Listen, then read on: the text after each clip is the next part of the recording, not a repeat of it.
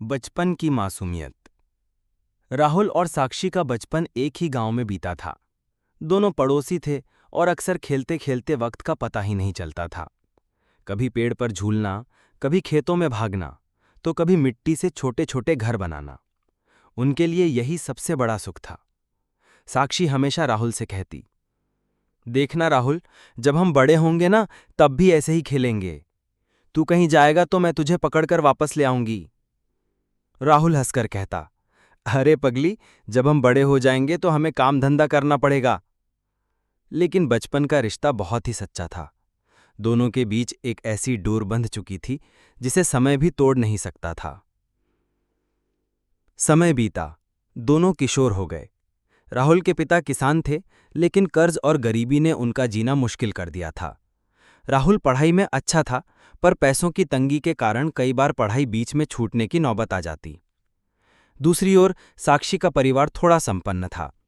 उसके पिता गांव के प्रधान थे और चाहते थे कि साक्षी शहर जाकर पढ़ाई करे। एक दिन साक्षी ने राहुल से कहा, राहुल, मैं अगले महीने शहर जा रही हूं। वहां बड़ा कॉलेज है, वहीं पढ़ूंगी। राहुल के चेहरे पर एक अजीब सी उदासी छा गई। उसने धीमे स्वर में कहा, तो क्या अब तो मुझे भूल जाएगी? साक्षी ने राहुल का हाथ पकड़ते हुए कहा, कभी नहीं। तू हमेशा मेरा सबसे अच्छा दोस्त रहेगा। मैं शहर से भी तुझे खत लिखूंगी। लेकिन वक्त बहुत बेरहम होता है।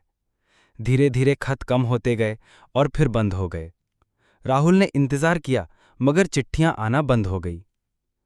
अगर आपको ये कहानी पसंद आई हो तो अभी लाइक करें, शेयर करें और हाँ, चैनल को सब्सक्राइब करना बिल्कुल न भूलें।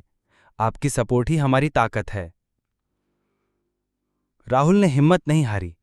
उसने मेहनत कर करके पढ़ाई पूरी की और शहर जाकर नौकरी कर ली। दिन रात की मेहनत ने उसकी जिंदगी बदल दी। लेकिन उसके दिल के किसी कोने में अब भी साक्षी की यादें बसी हुई थीं। कभी कभी राहुल सोचता, शायद साक्षी ने मुझे भुला दिया होगा। शायद उसने शादी कर ली होगी। लेकिन फिर खुद को समझा लेता, नहीं, अगर हमारी दोस्ती सच्ची है तो वो मुझे कभी नहीं भूलेगी। कई साल बाद एक दिन राहुल अपने ऑफिस से घर लौट रहा था। अचानक उसने एक महिला को सड़क किनारे बच्चों को पढ़ाते देखा। वो महिला और कोई नहीं बल्कि साक्षी थी। राहुल की आंखों में आंसू आ गए। वो दौड़कर उसके पास पहुंचा। साक्षी, तू? साक्षी ने उसकी तरफ देखा और पल भर के लिए चुप रह गई। फिर मुस्कुराई, लेकिन उसकी आंखों से आंसू बह निकले। राहुल, तू सच में है? मैं तो सोचती थी तू मुझे कभी माफ नहीं करेगा।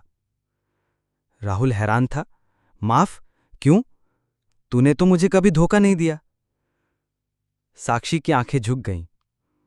उसने धीरे से कहा, राहुल, मेरे पापा ने मेरी शादी बहुत जबरदस्ती कर दी थी।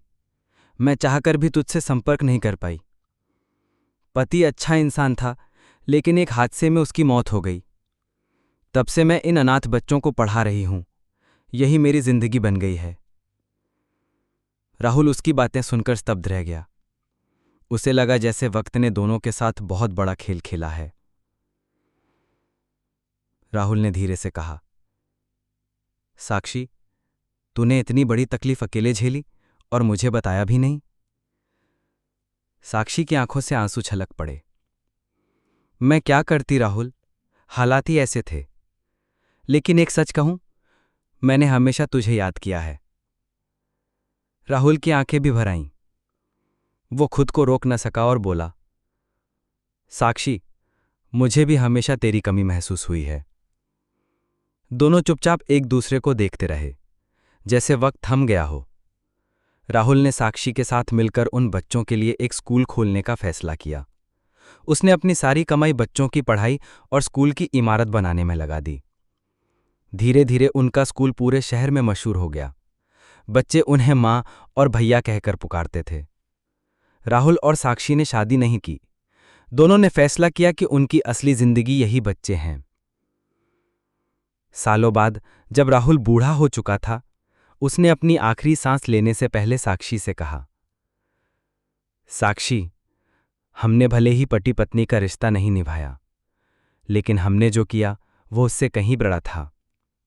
साक्षी ने आंसुओं में मुस्कुराते हुए कहा, हाँ राहुल, हम दोनों ने जो प्यार किया वो इंसानों से ज्यादा इंसानियत के लिए था।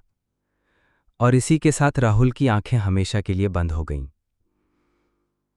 साक्षी ने बच्चों को गले लगाकर कहा, अब ये सब मेरे राहुल हैं। अगर आपको ये कहानी पसंद आई हो तो अभी लाइक करें, शेयर करें और हाँ, चैनल को सब्सक्राइब करना बिल्कुल ना भूलें। आपकी सपोर्ट ही हमारी ताकत है।